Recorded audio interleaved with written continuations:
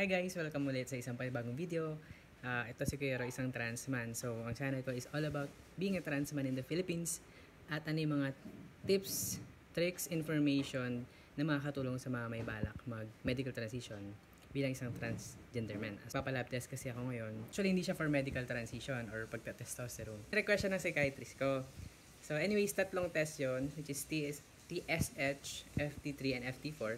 Tapos, sabi ko nga sa isang post, coincidentally, connected din siya sa aking medical transition. Kasi yung tatlong yun, lahat yan is thyroid functions, yung dito. Si thyroid din ang nagre-regulate ng ating hormones. Isasabay ko rin sana yung testosterone and estrogen. Kaso kasi, medyo kinapos, kaya yung tatlo lang muna. Pasok na pasok pa rin sa ating content dito sa channel. Kailangan ko yun para malaman kung connected ba siya o yun ba yung dahilan kung bakit meron akong mental health issues, ganun, difficulties. Nag-start kasi to nung 19 ako, or at least yun yung pinaka-earliest memory ko. Sa mga hindi nakakaalam, marami kasi sa inyo nagtatanong, as isa sa mga frequently asked question is, kailangan ba ng doktor or kailangan ba ng lab test? So, ang masasabi ko is, actually, it's up to you. It's up to you, kahit wag na, ganun. Turok ka na lang ng turok. Ang downside lang nun, kapag wala kang lab test or wala kang doktor, hindi mo nalalaman kung yung tinuturok mo ay pumapasok ba siya sa normal level. So, to explain further, ganito siya. For example, nagtitake ka ng 1,000 milliliter. Pero kasi yung isang ampule usually 1 ml lang yun. So, for example, 1,000 milliliters ka, let's say, kada oras. Sorry na, in-exage ko, no? Pero kahit kada oras ka mag-take ng 1,000 ml, kung sobra-sobra naman siya, lalampas ka sa normal male levels ng testosterone, mangyayari doon sa testosterone na yun, magko-convert siya, pabalik, or magiging estrogen siya.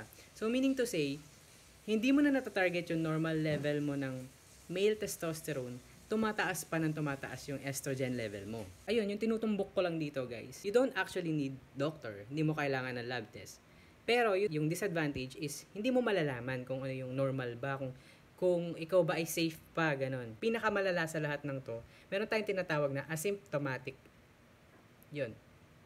Ang pinaka-meaning lang nun is, sobrang taas na pala ng something sa katawan mo or sobrang baba. Pero yung pakiramdam mo, or yung hindi siya halata kasi walang masakit or walang kakaiba sa katawan mo. Darating sa point na biglang may mararamdaman ka or something goes wrong sa katawan mo. Super lala na pala, super taas na pala na tinitake mo. Nang tinitake mong tea, for example lang yun. Yun yung tinatawag na asymptomatic. I-relate ko lang sa COVID. May COVID pala yung tao pero parang okay lang siya. Ganon din kasi yung testosterone. Yun po yung sagot kung bakit ako nagpapalab test ngayon. Which is dapat, sabi ko nga sa post ko, dapat before pandemic pa kasi nawalan ako ng work noon. Tapos umuwi kami ng Masbate, 2020. Ayun, mula nun kasi hindi na ako nakapagpalab test. Which is dapat regular, ganon. Pag sinabi regular, nakadepende sa katawan mo yun. Alalaman mo kasi ito lahat, guys, pag may kausap kang doktor. Siya kasi yung mag-guide sa'yo. And then, hindi lahat ng doktor is marunong sa GAT or sa testosterone therapy. To give you an idea, usually lang, sa mga nag-i-start every 3 months muna, and then darating sa point na every 6 months, hanggang sa every year, hanggang sa dumalang na lang. Yun ay kawalang nakikitang problema sa'yo. So, case-to-case basis talaga siya kung kada kailan nagpapalab test. Yun. Share ko lang ngayon kung magkano siya. So, ayan, ilalagay ko sa screen kung magkano siya inabot. Sunod na lab test video ko, papagawa ko na yung testosterone, pati yung estrogen. Kada magkano naman, well, depende sa doktor. Ganun. Kung saan ka pupunta, kung ito ba ay super private, ganun, tulad ng mga sa mga Makati Med. And then, kung saang laboratory ka pupunta. So, merong mga affordable, merong mga not so affordable.